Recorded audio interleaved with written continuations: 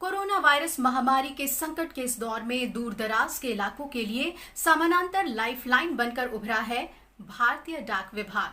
भारतीय डाक विभाग ने दूर दराज के इलाकों में समय पर जरूरी सामान, दवाई, चिकित्सा उपकरण पहुंचाया है, साथ ही बैंकिंग सेवाएं भी दी है। इसके अलावा डाक विभाग ने खाने पीने की चीजें और राशन वितरण का काम भी किया है। किस तरह ये सब कुछ संभव हुआ, देखिए राज्यसभा की इस खास रिपोर्ट में। डाकिया डाक लाया, एक दूसरे का संदेश पहुंचाने वाले यही डाकिये अब कोरोना योद्धाओं के तौर पर महामारी की चुनौतियों से निपटने में देश की मदद कर रहे हैं। चुनौती बड़ी है तो इन डाकियों का हौसला भी बुलंद है। तभी तो देश के तमाम दुर्गम इलाकों में ये घर घर जाकर आधार नंबर बेस्ड पेमेंट बैंकिंग के जरिए लोगों को पैसों का भुगतान कर रहे हैं। इस काम में ड्यूटी से ज्यादा उनका समर्पण भाव दिख रहा है।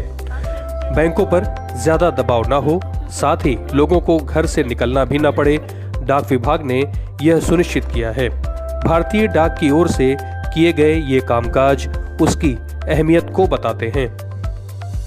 डाक विभाग ने 2.3 करोड़ सेविंग खातों से 33,000 करोड़ रुपए का ट्रांजैक्शन किया है। 23 लाख आधार इनेबल्ड ट्रांजैक्शन से 452 करोड़ रुपए का वितरण हुआ है। 74.6 लाख डीबीटी भुगतान का 700 करोड़ रुपए का वितरण हुआ है और 31.5 लाख मनी ऑर्डरों से 355 करोड़ रुपए का वितरण किया गया। इसी तरह इंडिया पोस्ट पेमेंट बैंक से 2600 करोड़ रुपए का वितरण किया गया है। लॉकडाउन के दौरान डाकघर सारी बुनियादी और वित्तीय सेवाएं दे रहे हैं। फिलहाल स्पीड पोस्ट के जरिए दवाओं की डिलीवरी को खास प्राथमिकता दी जा रही है। डाकिये रविवार को भी दवाओं का वितरण कर रहे हैं। नागरिकों की सुविधा के लिए कई इलाकों में मोबाइल डाकघर खोले गए हैं। कई जगहों पर वेंटिलेटर, कोविड-19 टेस्ट किट और दूसरे चिकित्सा उपकरणों को कार्गो एयरलाइंस और मेल मोटर नेटवर्क से पहुंचाने का काम जारी है।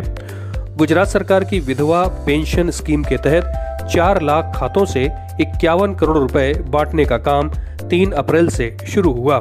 वहीं तेलंगाना में ग्रामीण अंचलों में बुजुर्गों और अन्य की पेंशन की 509 करोड़ की रकम भी डाकघर की मदद से बंट रही है। यही वजह है कि प्रधानमंत्री नरेंद्र मोदी ने मन की बात सहित कई मंचों पर डाक विभाग के योगदान की सराहना की।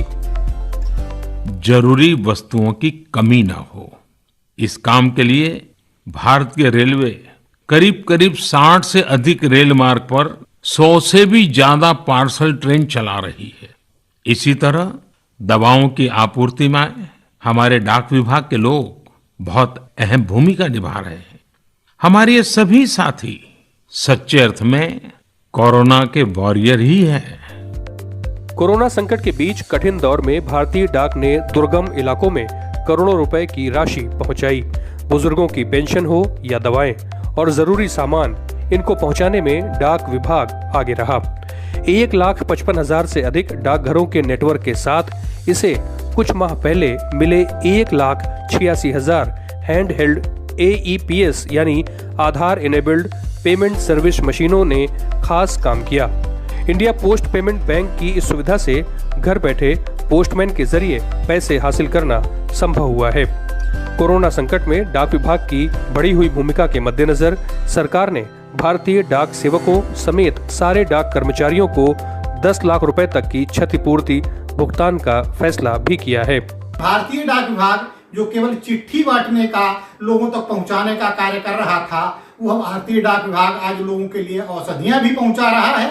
लोगों के लिए फल सब्जी वगैरह जो भी बाजार की आवश्यकता की चीजें अपनी अपनी गाड़ियों में लेकर के वो पहुंचा रहे हैं और आवश्यकता अनुसार स्थानीय तौर पर हमारे कर्मचारियों ने व्यवस्था की तो वहां पर वो जो लोग गरीब निर्धन हैं उनको भोजन वगैरह भी उपलब्ध करा रहे हैं। लॉकडाउन के चलते डाक विभाग को कई जगहों पर दिक्कतों का सामना भी करना पड़ता है।